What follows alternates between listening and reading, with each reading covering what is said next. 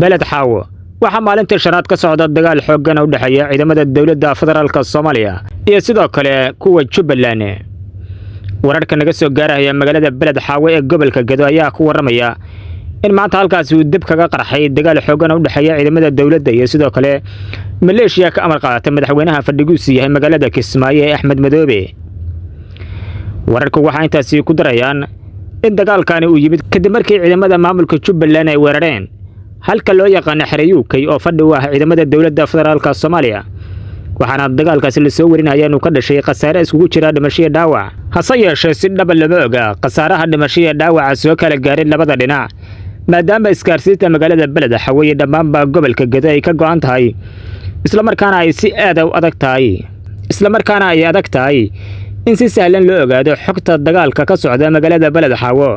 kaasoo u dhaxeeya ciidamada dawladda federaalka Soomaaliya iyo sidoo kale kuwa Jubbaland. Gudaha magaalada Beled Xaawe ayaa laga dareemayaa saameynta uu ku yeeshay dagaalka maalintii shanaad ka socda halkaasi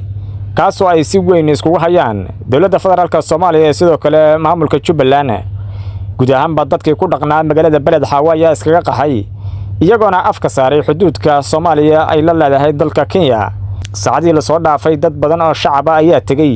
magaalada Mandheera halkaas oo ay ku haysato xaalad bini'aadanimo aad u xun. Dawladda federaalka Soomaaliya ayaa ciidamo fara badan saacadii la soo dhaafay waxa ay ku daabushay magaalada Beled Xaawe halkaas oo ka socdo dagaalka ay kula jirtay dawladda federaalka Soomaaliya ciidamada maamulka Jubbaland. Xiisada u dhaxaysa dawladda federaalka Soomaaliya iyo sidoo kale maamulka Jubbaland ayaa marka ka dambeysay cirkaas ku sii shareeraya iyadoo dawladda federaalka Soomaaliya ay dagaalada ka socda gobolka Gedo ay eedisa dhalada u saartay madaxweynaha fadhigiisu yahay magaalada Kismaayo Axmed Madoobe kaasoo dawladda federaalka Soomaaliya hore ugu xukuntay inuu dambiile yahay isla markaana maxkamadda gobolka Banaadir ay ka soo saartay warqad waaran oo lagu soo qabanayo. ilaa haatan waxa laga gaarin khilaafka siyaasadeed u dhaxeeya dawladda federaalka Soomaaliya iyadoo iminka isku bedelay gacan ka hadal iyadoo dawladda federaalka Soomaaliya ciidamo fara badan oo ka tirsan